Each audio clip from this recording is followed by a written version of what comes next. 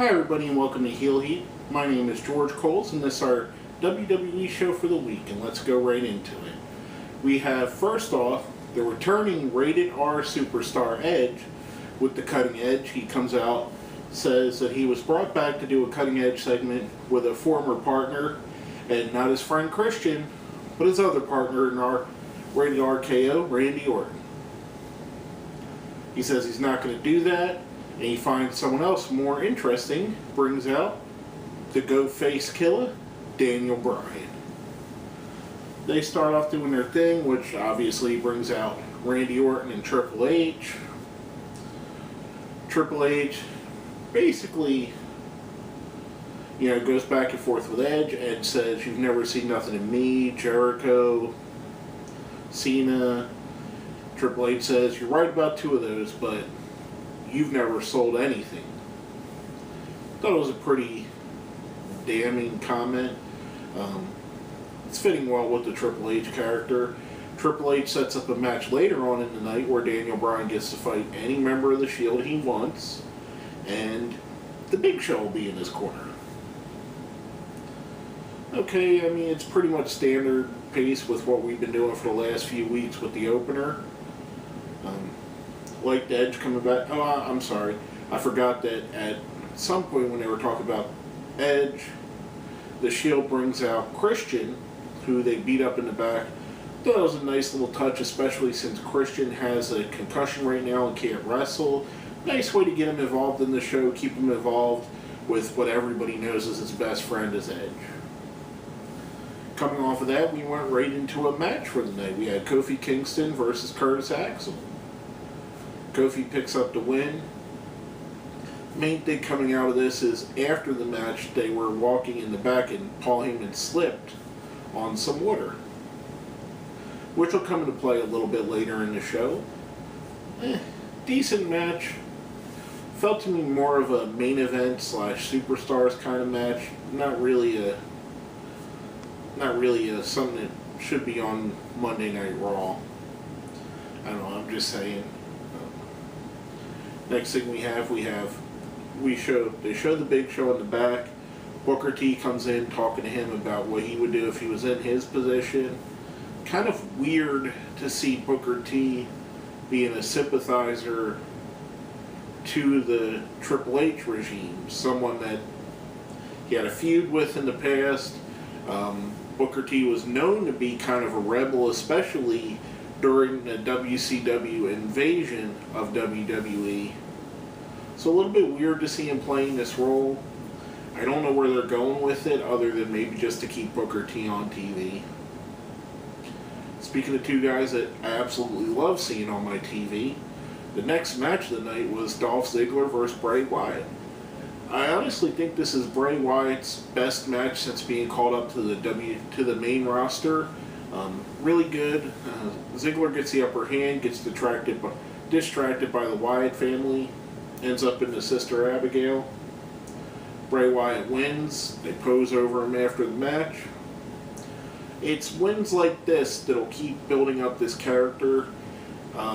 So I forget where I seen it today, but someone was mentioning Bray Wyatt potentially with The Undertaker.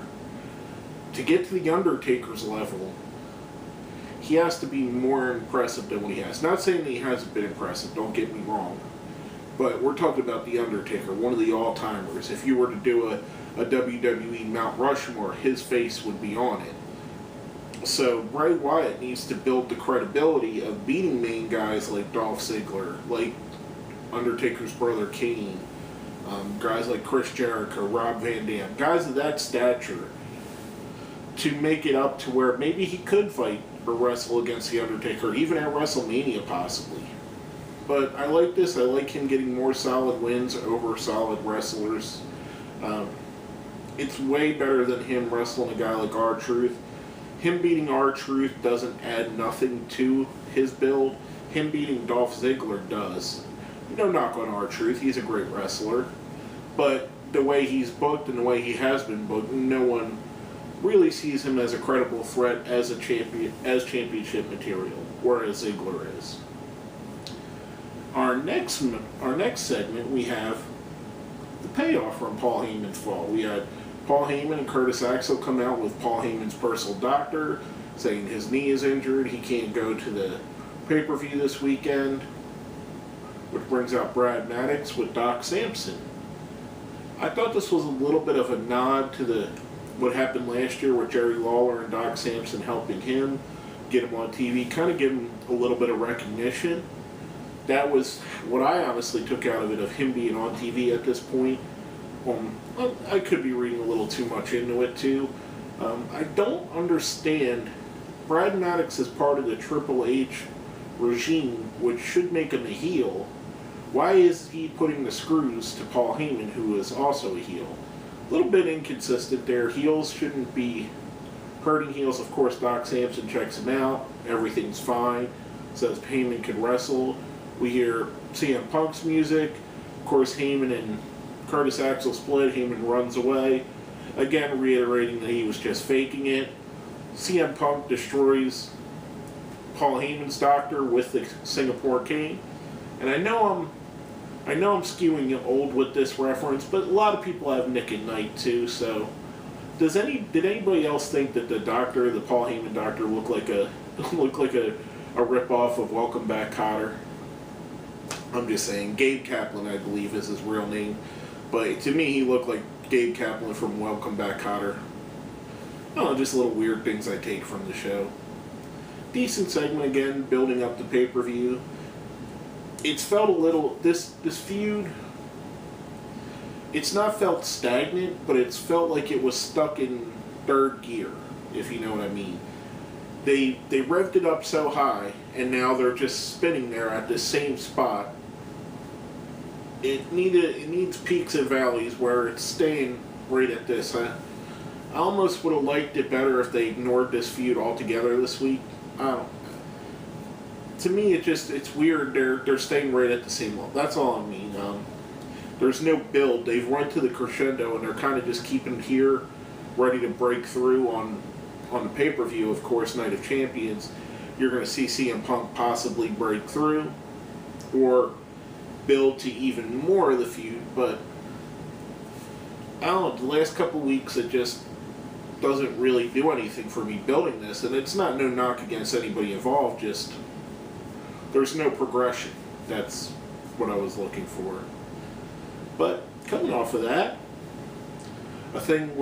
another thing with no progression, we had 6 of Divas in the 6-woman Diva tag team match. We had Layla, Oksana, and Alicia Fox versus Brie Bella, Natalya, and Naomi from the Funkadactyls. Basically what they did was the 3 girls coming from Total Divas that are going to challenge for the title. AJ Lee has, I guess, formed her own little clique or army with Layla, Oksana, and Alicia Fox of girls that you could say are jealous or just don't like the attention that the Total Diva girls are getting.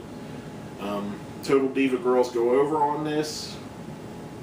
To me, it was all filler, no killer. You got some good wrestlers in this match. Layla is very solid. Alicia Fox gets better and better. Oksana, not so much. But Natalya and Naomi are both excellent wrestlers. Brie Bella, again, she falls in the Oksana category where she's better to look at than she is actually wrestling.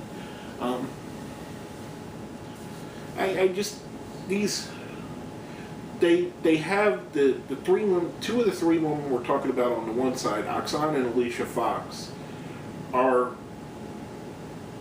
so rarely used that who gives a crap when they're in a tag team match? It'd be kind of like if you've seen, and this is no knock on the people, Kurt Hawkins or JTG in a match on Raw. You don't care about them, so there's no reason to cheer for them. Just my opinion. Just maybe this is what they're using to bring these girls back and make a richer, more rounded out Divas division. Hopefully that's true, because I think the Divas division could really add to the show quality, both SmackDown, Raw, and even main event and Superstars. You get a little bit of difference. I mean, there's something for everybody. Tag team wrestling, Divas wrestling, Intercontinental belt, World belt, cruiserweights, heavyweights, hardcore. I mean, the best wrestling is when they take all the different styles and mash them up into one and give you a little bit of everything, a little, kind of like a sampler set of everything on one show. Anyway, coming off of that, we're going to go into our question of the week from last week. Now, we've all seen the previews, we've seen the promos. The question of the week was, are you guys excited to see the Los Matadors? Now, we got some answers from our friends before we go into my answer. The first from our friend Aaron Least. I'm looking forward to seeing these guys back. The tag division is starting to look like it matters again. Again, coming off of what I was just speaking with a little bit something different for everybody. We also have our friend Handsome Pat Fannin. I hope that the Matadors are a comedy jobber team, and it's a part of a future featuring of the tag team. Say that 5 times fast. I can't even say it once. I really agree. I like the way the tag team division is going. I'm excited to see them come back. I think that they were a good tag team that, for whatever reason, just kind of got lost in the shuffle. This reimagining or repackaging could put them right in there. I mean, we got some really good tag teams. The Real Americans, the Primetime Players, the Los Matadors, the Usos, 3MB. I mean, you want to laugh at 3MB as comedy jobbers, but they're 3 solid wrestlers with tons of funk. I mean, right there we have 6 teams that could be... Oh, and of course, you got the Wyatt family and the tag champions, the Shield. So 8 teams that we have prominently featured on the show over, like I said, 4 different shows. We got SmackDown, Raw, Superstars, Main Event. We could have tag team matches with different tag teams on each one of those shows, and I think it's great. I think it's amazing that they're getting back to the tag team division. I'm very excited to see Epico and Primo come back as Los Matadors. I hope they get the push they never got as Epico and Primo, even though they're former tag champions. I think they should get more of a push in this new, better, more rounded out tag division. Now, coming off of this, our question week is for this week is kind of something along the same lines. In the history of the WWE, there have been tons of bad gimmicks. We all know what they are. We all know them when we see them. What was your favorite bad gimmick, or the one that kind of was a guilty pleasure to you? Something, that may just be crappy, but for whatever reason you enjoyed it and you loved it, and you look fondly back on it. Or it even could be something now that you love right now going on. Let us know what you think. Hit us up on Twitter. Hit us up on Facebook. Put it down where? Down in the comments. And coming off of that, we had R-Truth, who's a former tag team division manager and has had some bad gimmicks in the past. Remember the Revolutionary War Soldier? Just saying. Versus Alberto Del Rio. I thought this was a solid match, showing again that Alberto Del Rio is a force to be reckoned with. But again, like I mentioned earlier in the show with Bray Wyatt, beating R-Truth really... There was no question he was going to beat R-Truth coming in. That's kind of the point here. I understand Del Rio is the world champion and he doesn't need to build, but give me a little bit of suspension of disbelief on the show. I mean, not that it was a bad match at all. I thought they worked well together. R-Truth's a great in-ring performer. Alberto Del Rio is better than a lot of people give credit for. He needs to sync his in-ring skill up with his promo ability. His promo ability is kind of lackluster and dull, whereas his in-ring talent is among one of the best in the company. If we could get those two to be on the same level, Alberto Del Rio would be as great as they push him to be. In my opinion. He just needs to work on that a little bit, flesh out the character a little more.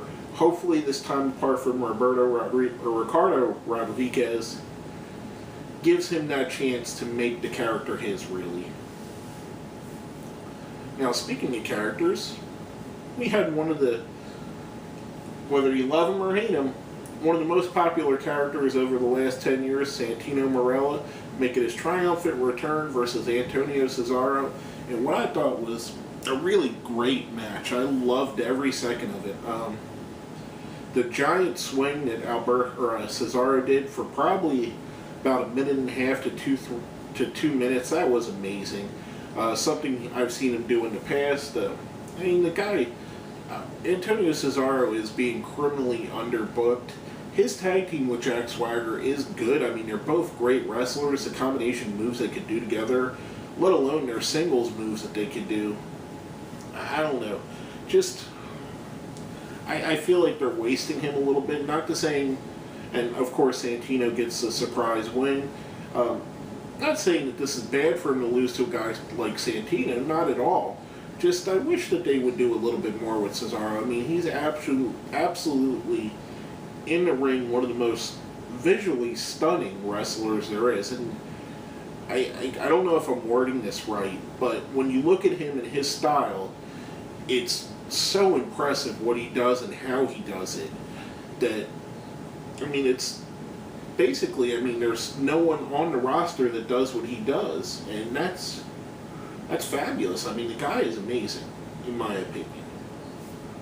Now, coming off of that, we had another great wrestler in ring talent, Damian Sandow versus The Miz. Miz, I've said it before and I'll say it again, his face character is failing miserably. I don't know why they just don't push the delete button, make him part of this new corporation they have. Whatever you want to do with him, get him away from it, because it's not working out at all, and the fans are not buying it at all. Miz is a natural heel. This was a decent match. Miz gets distracted by Fandango, however you want to say it. Basically furthering their feud, allowing Sandow to pick up the win. Again, decent match, could have been much better. Now the next match was absolutely amazing. We had Goldust returning to wrestle Randy Orton if Goldust wins, and Cody Rhodes apologizes. Cody gets his job back.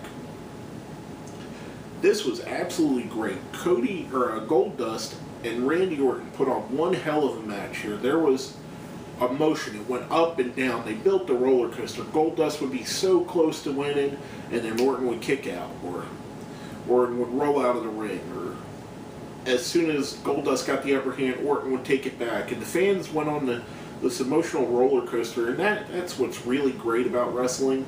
When matches like this happen, where you're invested in the storyline, they take you away from it being a wrestling match, and it's Goldust fighting for the forces of good versus Randy Orton fighting for the forces of evil. Pure and simple. Some of the easiest booking you could do is based around people's jobs, family involved. I thought it was a great match. Randy Orton picking up the win, I thought it was absolutely the right thing to do, further building Randy Orton as his character. I even enjoyed after the match when they showed Goldust walking in the back and Stephanie McMahon kind of putting the screws to him. Talk about going to the unemployment line, saying hi to Dusty, which I fully expect Dusty Rhodes to show up at some point within the next few weeks to defend his child or children. And I hope Goldust gets another run at this. I really enjoy his character. I always have. I thought he's one of the real revolutionary characters of the last 20 years. People look at him now as a joke, but you kind of got to look back in the time bubble when he was created 20 plus years ago, and remember what America was like then and how revolutionary his character really was. I mean, I don't think he's one of those guys that doesn't get enough credit for what he actually has done. I mean, he's one of the greatest Intercontinental Champions of all time, back when it actually meant something to be an Intercontinental Champion.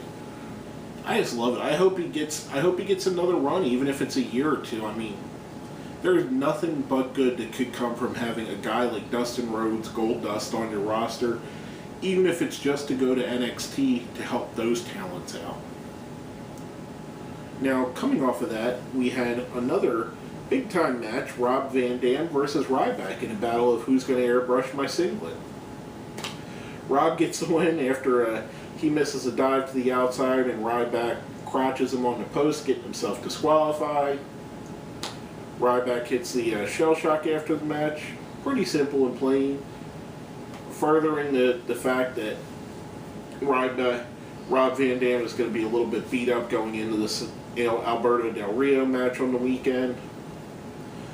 Furthering Ryback being a quote-unquote bully, which is the route they're going with him. A lot of people have problems with this because of the Be a Star campaign. I do if at some point a face doesn't get an upper hand, someone like a Santino doesn't roll him up and pin him. Other than that, I think let's see how it plays out before we pass judgment on it. Now, the main event of the night, Daniel Bryan said, we'll let the Shield choose who they want. They put in Dane Ambrose versus Daniel Bryan. Fantastic match. I loved every second of it. There was a lot of teasing with the show going back and forth. Daniel Bryan gets a quick win with the roll-up, shows emotions. Again, if you've seen our show last week, I talked about it in length, how I don't like the way they're booking the Big Show right now. But it felt organic with this match. They come out after, Show's walking to the back, Triple H says, go back there and knock Daniel Bryan out. He goes, Randy Orton gives him a tongue lashing. They argue for a couple minutes. Show starts to ball up his fist. As he's doing that, Daniel Bryan gets back up, hits the flying knee to the face of Randy Orton. Finally, we have the show ending with Daniel Bryan standing up over the heels, which is something I've been complaining about. You got to go back and forth. The heels got to get an upper hand. The face got to get an upper hand. You got to give the heat back. I mean, Randy Orton beating a guy that he's beat up 50 times isn't impressive. Randy Orton beating up a guy that he's struggled with, impressive. Same with Daniel Bryan. Daniel Bryan beating a Randy Orton that he's laid out 15 times, not impressive. Beating a Randy Orton that he's struggled with, impressive. But anyway, we'll go right into our ratings for this week. If you've seen the show before, you know we have a 1 to 5 scale. 1 being the best, 5 being the worst. The 1's a Great Khali, 2's a Heath Slater, 3's a Randy Orton, 4's a CM Punk, 5's a Daniel Bryan. I'm giving the show a 3, a Randy Orton, right at the middle of the road.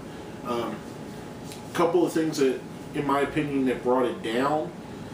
The 6-woman diva match, I'm not a big fan of. The Kofi and Curtis Axel match could have been better. I could have used the Sandow and Miz, could have been better as well. Could have used to see more of Edge on a show that he was supposed to be the real guest on. Just my opinion. Some little nuances that were missed. Like I said, the Heyman, CM Punk, Curtis Axel feud seems to be treading water, not building. Some really great stuff happened on the show as well. Goldust versus Randy Orton, Ziggler versus Bray Wyatt, Santino versus Antonio Cesaro. I mean, there were some real good things happening on the show.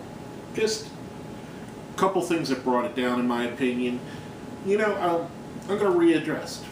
I don't usually do this, but I'll give it a 4, actually. I'll give it a CM Punk. You know, it's somewhere between Orton and Punk, but I'll give it the benefit of the doubt and give it a 4. Just because I feel like being generous this week, I guess. Maybe it's the Goldust, maybe it's the nostalgia factor. But anyway, basically that's all I have to say about this. My name is George Coles, and it's been another episode of Heel Heat.